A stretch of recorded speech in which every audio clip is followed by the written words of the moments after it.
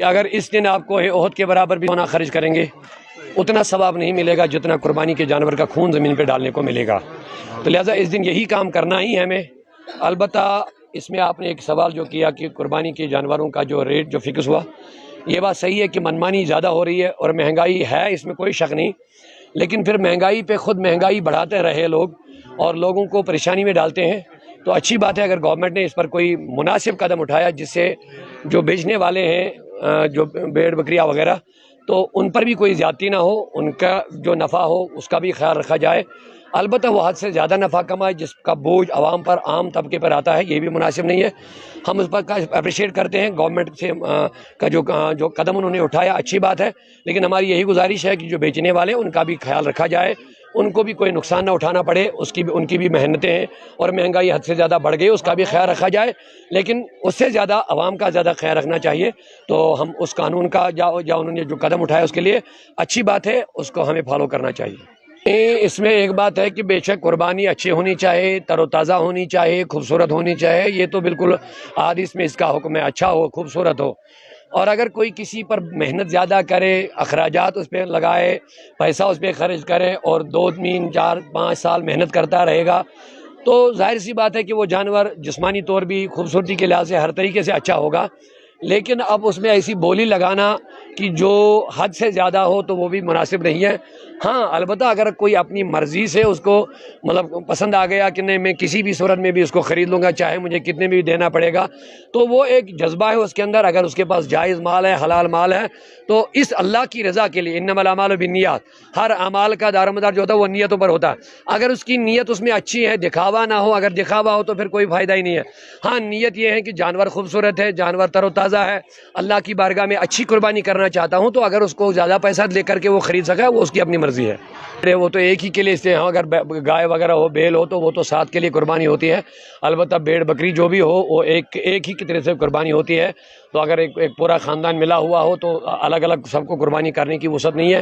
مل کر کے اگر جو گھر کا مالک ہوگا اس کی طرف سے قربانی کریں گے تو سارے گھروں کی طرف سے قربانی ہو جائے گی. لیکن اگر گھر میں سارے لوگ اپنا اپنا آمدنی ہے، ان کا خرچہ الگ ہے، اگرچہ وہ ایک ہی مکان میں رہتے ہیں لیکن اپنی آمدنی خرچہ وغیرہ ان کا اتنا بڑھتا ہے کہ ان پر قربانی واجب ہو جاتی ہے، تو پھر ان کو اپنی طرف سے قربانی کرنی چاہیے. قربانی کا صحیح طریقہ یہی ہے، قربانی کے 3 دن ہوتے ہیں، 10ویں 11ویں اور 12ویں تک. لہٰذا ان 3 دنوں میں قربانی کرنا سب سے پہلے دن افضل ہے، پھر اس سے کم دوسرے دن، پھر اس سے کم افضل وہ تیسرے دن ہے. تو بہتر یہی کہ پہلے دن کرے اور قربانی اچھے طریقے سے کرے. یہی حکم ہے، اپنے ہاتھ سے کرے اور اپنے اہل خانہ اس کے سامنے رہے. کہ پیارے آقا صلی اللہ علیہ وسلم نے فرمایا حضرت فاطمہ سے کہ قربانی کے جانور کے پاس آیا کرو، کیونکہ اس کا پہلا خون کا قطرہ جب زمین پہ گرتا ہے تو اللہ تعالیٰ سارے لوگوں کی بخشش فرما دیتا ہے.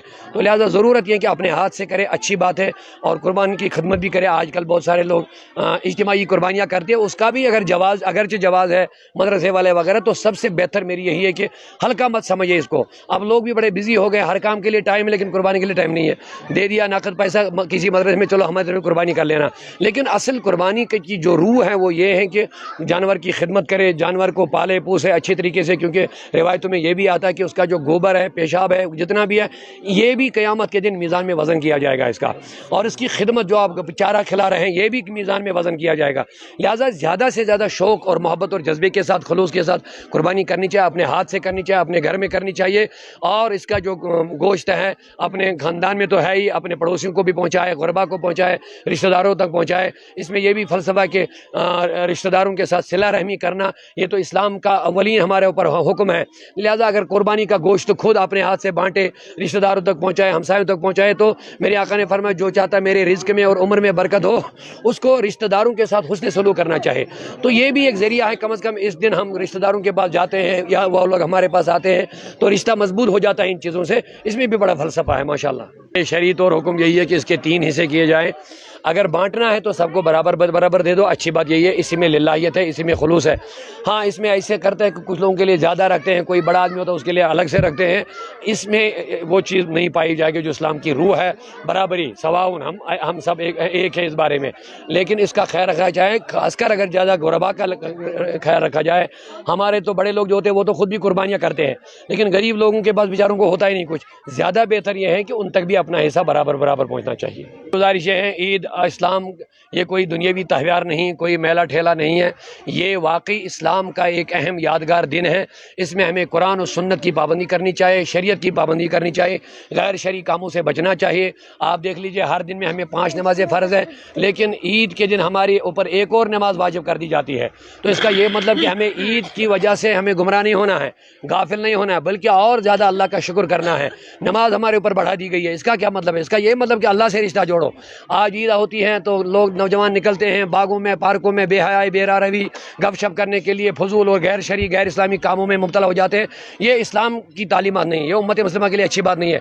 हमें ईद सुन्नत के मुताबिक, और सादगी का मतलब यही है, शरीयत का जो हुक्म है उसी के मुताबिक गुरबा का भी ख्याल रखा जाए, यतीम व मफलुकुल हाल लोगों का ख्याल रखा जाए, और अपने अहले खाना पर भी अगर आप खर्च करें तो जायज़ तरीके से करें, और उनको भी तालीम इस्लाम ही पर कारबंद रखें। पैगाम ईद यही है। आप देख लीजिए, कुर्बानी जो है ये अल्लाह की मर्ज़ी के सामने अपने बेटे की कुर्बानी की यादगार है। अब हम को न नमाज पढ़े, न रोज़ा, न इबादत, न कुछ करें, शरीयत की पासदारी नहीं करेंगे, गैर शरई काम हराम कामों में मुब्तला, तो फिर कौन सी कुर्बानी है? तो कुर्बानी का फ़लसफ़ा समझ लीजिए ये है कि हम अल्लाह के सामने अपनी सारी ख्वाहिशात को कुर्बान करें, उनको ज़बह करें, अल्लाह की मर्ज़ी और रसूल की मर्ज़ी को सामने रखें, बस।